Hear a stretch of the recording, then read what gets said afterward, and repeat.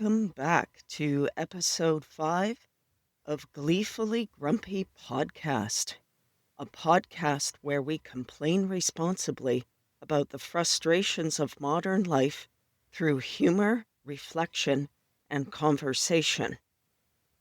Today's episode is sponsored by Being a Wallflower and Pour Over Coffee, because apparently friendship requires leaving the house, and I'm still negotiating the terms. Today we have a guest from Small Town. This is Mike Litteris, editor of the Small Town Times newspaper in Small Town, Canada. Welcome, Mike. How are you today? Everything's coming up roses because I planted some rose bushes over the old outhouse hole. Great. Roses that smell like shit. If our roses do smell like shit, it'll put us in the running for the Best Bloomin' Roses of the Year award. My wife would get her picture in the newspaper and be able to hold it over Braggin' Beulah, who often wins the award. That's all she would get? Picture in the newspaper and bragging rights? Oh, she'd also get a year's supply of manure from Earl Grey's farm. Well, at least that prize matches the roses. So, Mike, our audience may not be familiar with your work, so I'm going to ask you some questions so they can get to know you more. Oh, that's okay. Tell us about yourself.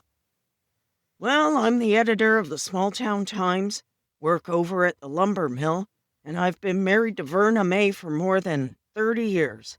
We have a son, Dan, and a daughter, May. Mike, you make Small Town sound like everybody knows everybody. Oh, they do. Whether you want them to or not. When I was younger, friendships seemed to happen by accident. School, work, clubs, people were just there. Yep, and people wouldn't go away. You need to stop staring at people and grimacing at them, Donna. It's therapeutic for me. As adults, it seems much harder to meet people and make friends. When people feel lonely in Small Town, they just go to the Tim Hortons on Main Street for a coffee. Every street in your town is called Main Street, and there are 2 Tim Hortons. Which location? Actually, Main Street is the only street in town. It's one long, winding road that goes throughout the town. It's the East Side Timmy's. That's the bigger location. In fact, our LGBT community holds its annual Pride event there. All 5 members. Back to our topic. A study by Allen and colleagues in 2021 found that belonging develops through opportunities for connection, participation, and feeling accepted. I'm disappointed. I was hoping the research had discovered a way to make friends from my couch. Well, there are online events, and you can invite people over to watch a movie or host game nights. But then I'd need to clean the house. Online events it is then. So see, not all is lost. Except my need to grumble. From the research I have been reading, it helps to become a regular. People don't have to remember everything about you. They just start recognizing your face, then your name, and eventually they start having conversations with you. This sounds like a huge amount of effort. I'm grabbing another coffee. In Small Town, everybody knows your name, your personal business, and the last time you got drunk, passed out in a ditch, and received a bear baptism. Oh my God, I'm almost afraid to ask. What's a bear baptism?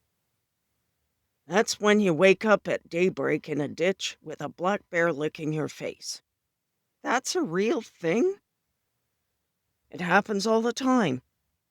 After it happens, most folks swear they'll never drink again. until hockey season. Every hockey season, we've got a betting pool on who'll be the next bear bait.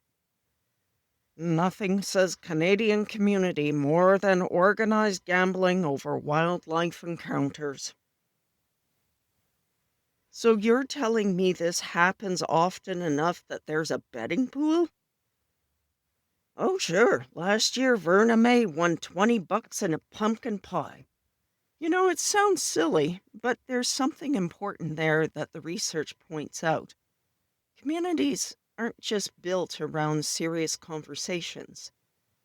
They're built around shared stories, traditions, inside jokes, and showing up year after year. That's one way belonging grows. So, how do you know if you've found the right community? Easy. Folks stop introducing you as that new fella after about 7 years. Well, I think I'll give this a tip form. Tip 1, it's important to become a regular. Great. More effort. Tip 2, notice how you feel after spending time with people. Hard pass. Tip 3, if you're constantly monitoring everything you say, keep looking. Exhausting. Tip 4, healthy communities make room for people to be human, including inadvertent farting. Oh, that's Tim Wellington in our town. He lets her rip wherever he is. Delightful.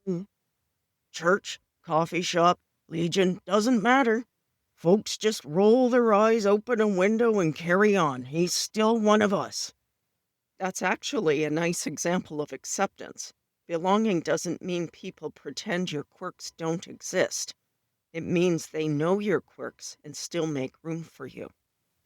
Tip 5, you shouldn't have to perform to belong. That's theater, not community.